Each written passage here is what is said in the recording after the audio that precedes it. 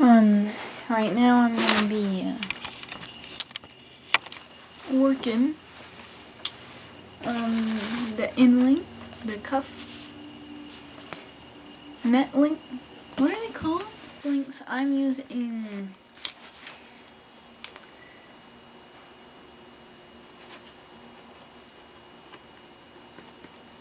10mm foam, I think, for this.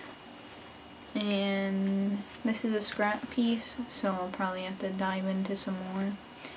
But this is just a scrap piece from Brigitte, so I think this is a good thickness for them. And I'm just gonna, you know, basically go like that. Stick my hand in. It's literally the perfect size already, pretty much. I want it to be big enough that I can slip it on and off without having to put in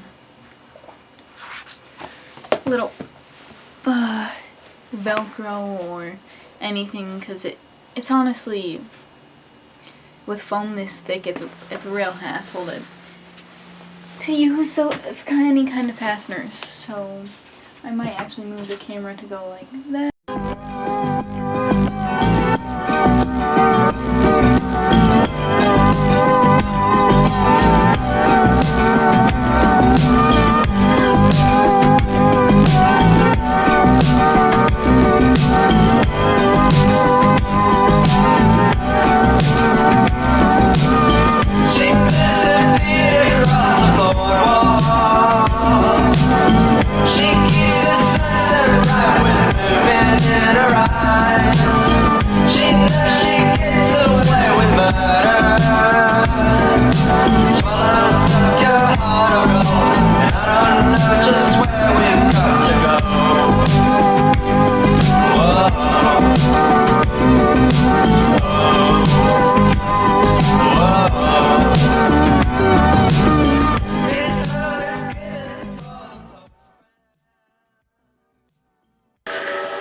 Right now I'm going to be sanding down the edges so they are a little bit more smooth and easier to work with, and glue, as well as just look a little bit better and don't look so much like foam.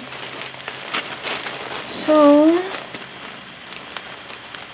I'm going to be using this Dremel I have, very cheap, very low quality. Probably should get a better one. And I'm going to be using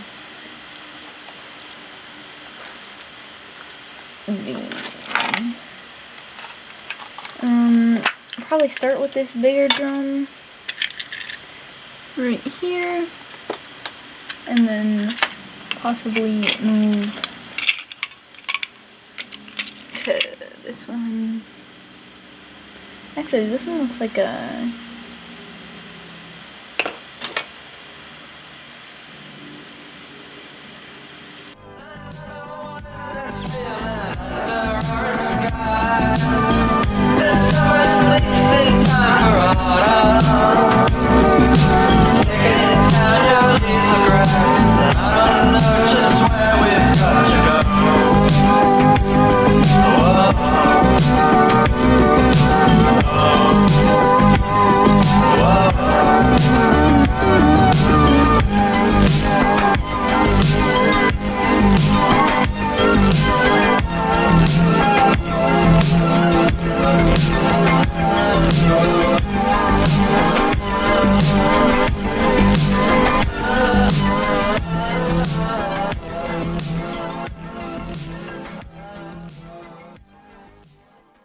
So after you are using a lower grit, higher grit, the one that's more prickly, rippy,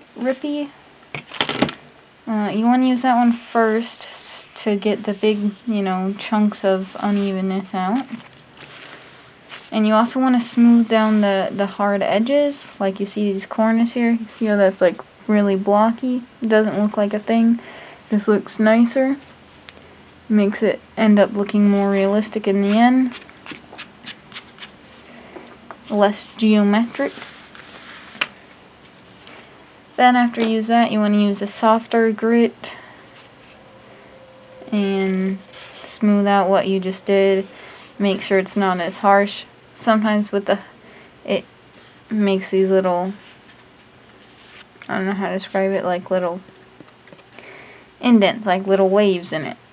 You don't want those. So these edges is to make it fit together smoother. It'll be easier to glue it this way, where when you're gluing two flat surfaces, it tends to, I'll show you with this, two flat surfaces and trying to glue it together, it tends to like have an opening right there. To prevent that from happening, do that, and that makes it easier to glue together. So that's what I did there. Alright, so for the cuff. I think I've already recorded this part of making this. So I'm just going to make two little rectangles to do these things. And I'm going to cut them in at an angle. And they're just going to look like that. I don't know if I'll do the dangly cuff yet. I gotta, you know, it's all about how much time I have. These obviously light up. And I don't think I have time to do LEDs. So I'm just going to make them the same way I'm making the robot. If you're not watching that video, I'm using sparkly Cricut vinyl. It'll kind of look like it has a glow, glimmer to it. Wow.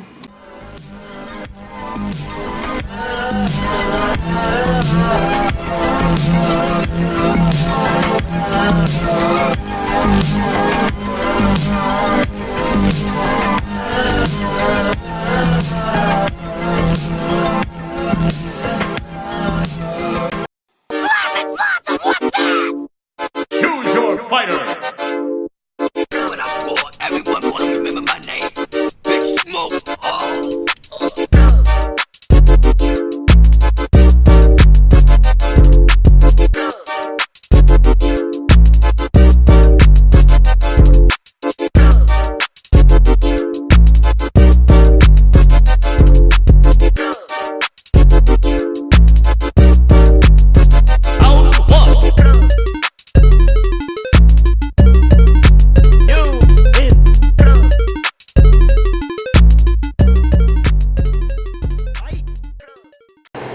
Again, I just stopped in the middle of the process recording, but here she is.